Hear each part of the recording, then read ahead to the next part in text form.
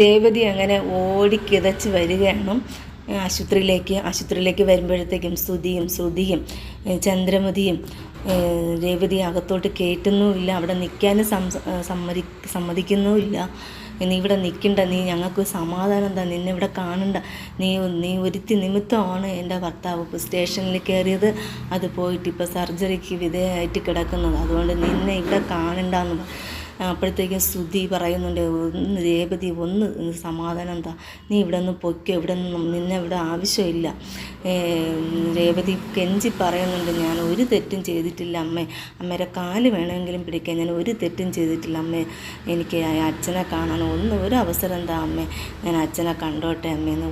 ഒരു രക്ഷയില്ല, നീ ഇവിടെ നിൽക്കാൻ വേണ്ട, നിന്നെ കണ്ട അന്ന് മുതൽ തുടങ്ങിയ കഷ്ടകാലമാണ്. അപ്പോഴും സ്തുതി പറയുന്നുണ്ട്, നിന്നെ ഇവിടെ നിൽക്കണ്ട, നീ ഇവിടെ നിൽക്കേ വേണ്ട, നിന്നെ ഇവിടെ കാണുകയും വേണ്ട, നീ എത്രയും പെട്ടെന്ന് ഇവിടെ നിന്ന് പൊയ്ക്കോളണമെന്ന് പറയുന്നുണ്ട്. രേവതി എത്രയൊക്കെയാണ് അപേക്ഷിച്ചിട്ടും രേവതിയെ അകത്ത് കയറ്റുന്നുമില്ല. അവിടെ ആശുപത്രിയിൽ അവിടെ നിൽക്കാൻ പോലും അനുവദിക്കുന്നില്ല. അങ്ങനെ രേവതി വളരെ വിഷമിച്ച് രേവതി അങ്ങ് പോവുകയാണ്.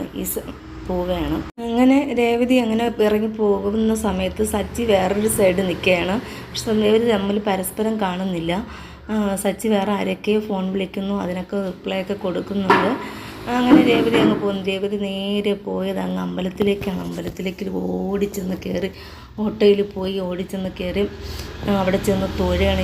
ദേവി എനിക്ക് ഒരിക്കലും സമാധാനം തരുന്നില്ലല്ലോ, എന്നെ എന്തിനാണ് ഇങ്ങനെ വിഷമിപ്പിക്കുന്നത്, അച്ഛനൊരിക്കലും ഒരു കുഴപ്പവും വരരുത് എന്നും പറഞ്ഞുകൊണ്ട് രേവതി അങ്ങ് കരഞ്ഞ് പ്രാർത്ഥിക്കും. ഇത് കണ്ടും കൊണ്ട് നമ്മുടെ ദേവും ലക്ഷ്മിയും പുറകേന് പോകണം. എന്ത് പറ്റി മക്കളെ, എന്ത് പറ്റി മോളെ എന്ന് ചോദിക്കുന്നുണ്ട്.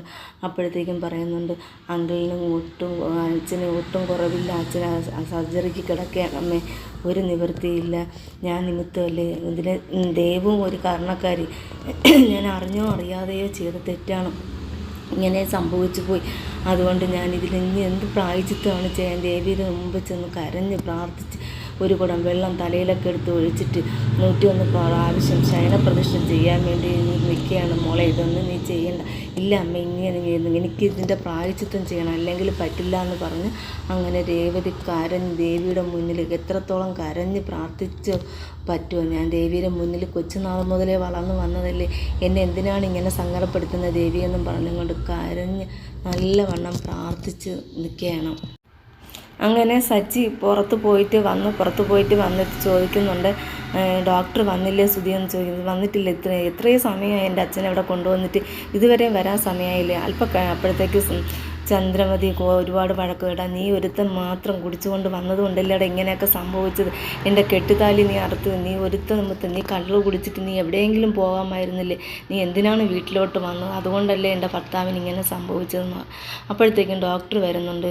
ഡോക്ടർ വന്നിട്ട് പറയുന്നുണ്ട്, ഇദ്ദേഹത്തിന് ബ്ലോക്കാണ്, ഒരു ബ്ലോക്കല്ല 3 ബ്ലോക്കാണ്, അതുകൊണ്ട് എത്രയും പെട്ടെന്ന് സർജറി ചെയ്യണം, ഇത് 4 ലക്ഷം രൂപ ആവശ്യമാണ്, എത്രയും പെട്ടെന്ന് കെട്ടിവയ്ക്കണം, മിനിറ്റുകളും മണിക്കൂറുകളും ബാക്കിയേ ഉള്ളൂ, അതുകൊണ്ട് അദ്ദേഹം ഒരു ബ്ലോക്കാണെങ്കിൽ നമുക്ക് എങ്ങനെയെങ്കിലും ചെയ്യാമായിരുന്നു, മരുന്ന് കൊടുത്തെങ്കിലും ട്രീറ്റ്മെൻറ്റ് ചെയ്യാം, പക്ഷേ ഇത് 3 ബ്ലോക്കാണ് ഉണ്ടായത്, അതുകൊണ്ട് എത്രയും പെട്ടെന്ന് സർജറി ചെയ്യണം, 4 ലക്ഷം രൂപ അടയ്ക്കണം എന്ന് പറഞ്ഞ്. ഇത് കേട്ട് എല്ലാവരും അങ്ങനെ സ്തംഭിച്ച് നിൽക്കണം. ഈ 4 ലക്ഷം രൂപയ്ക്ക് ഇനി എങ്ങോട്ട് പോകാനാണ്. ചന്ദ്രമതി ഉടനെ തന്നെ ശ്രുതിയുടെ അടുത്ത് പോയി പറയുന്നു, ശ്രുതി നിൻ്റെ അച്ഛനോട് പറഞ്ഞ് എത്രയും പെട്ടെന്ന് എനിക്ക് എൻ്റെ രവിയേട്ടന് 4 ലക്ഷം രൂപ തരാൻ പറ, നിൻ്റെ അച്ഛൻ വിചാരിച്ചാൽ ഇത് നടക്കുകയുള്ളൂ, എത്രയും പെട്ടെന്ന് തരാൻ പറ, നിൻ്റെ ദേഷ്യവും വൈരാഗ്യമൊക്കെ മറന്നിട്ട് എന്ന് പറയുന്നുണ്ട്. അപ്പോൾ പറയുന്ന, അച്ഛൻ അവിടെ ഉണ്ടോ എന്നറിയില്ല, അച്ഛൻ പല രാജ്യങ്ങളിലാണ്, അതുകൊണ്ട് എനിക്ക് അതിനെപ്പറ്റി അറിയില്ല അമ്മേ. ശ്രുതി അവിടെ നിന്ന് പറഞ്ഞ് രക്ഷപ്പെടുകയാണ് കേട്ടോ. എന്ത് ചെയ്യണമെന്ന് അറിഞ്ഞുകൂടാതെ നമ്മുടെ ചന്ദ്രമതി വല്ലാത്തൊരു സങ്കടത്തിലായിപ്പോയി. എന്നാലും ശ്രുതിയെ മാത്രം ഒരു ഇതുണ്ടായിരുന്നു, ശ്രുതിയുടെ അച്ഛൻ കൊടുക്കും എന്നുള്ള, പക്ഷേ ശ്രുതിക്ക് അങ്ങനെ ഒരു അച്ഛനും ഇല്ല, ഒന്നുമില്ല. അങ്ങനെ അവിടെ രവീന്ദ്രൻ്റെ കൂട്ടുകാരൻ വരുന്ന സമയത്ത് സച്ചി ചോദിക്കുന്നു, അങ്കിളിൻ്റെ കയ്യിൽ എന്തെങ്കിലും പൈസ ഉണ്ടോ എന്ന്. അപ്പോൾ പറയുന്നത്, മോനെ എൻ്റെ കയ്യിൽ ഒരു പൈസയും ഇല്ല, ഞാൻ ബുദ്ധിമുട്ടുമ്പോൾ രവീന്ദ്രൻ്റെ അടുത്ത് തന്നെയാണ് നോക്കിയത്, എനിക്ക് അവന് പ്രാർത്ഥിക്കാനല്ലാതെ വേറെ ഒരു മാർഗ്ഗവും ഇല്ല. അപ്പോഴാണ് സച്ചിക്ക് ഓർമ്മ വന്നത് പ്രമാണത്തിൻ്റെ കാര്യം. സച്ചി ഉടൻ തന്നെ അമ്മയോട് ചോദിക്കുന്നുണ്ട്, മോനെ അമ്മ പ്രമാണം എവിടെ ഇരിക്കുന്നു, അത് വീട്ടിൽ തന്നെ ഉണ്ട്, അല്ലെങ്കിൽ നിൻ്റെ ഭാര്യയുടെ കൈ കാണാമെന്ന് പറഞ്ഞു. അങ്ങനെ സച്ചി നേരെ വീട്ടിലോട്ട് വന്ന് പ്രമാണം നോക്കിയപ്പോൾ പ്രമാണം അവിടെ എവിടെയും കാണാനില്ല. സച്ചി രേവതിയെ വിളിക്കുന്നുണ്ട്, പക്ഷേ രേവതി ഫോൺ എടുക്കുന്നതുമില്ല. അങ്ങനെ സച്ചി വീണ്ടും ആശുപത്രി വന്നിട്ട് സുധിയോട് സച്ചിയോട് ചോദിച്ചുടാ കള്ള പ്രമാണം നീ എവിടെ കൊണ്ടുപോയി. അങ്ങനെ സച്ചിയും ശ്രുതിയായിട്ട് അങ്ങോട്ടും ഇങ്ങോട്ടും വീണ്ടും വഴക്കിലോട്ട് എത്തുകയാണ്.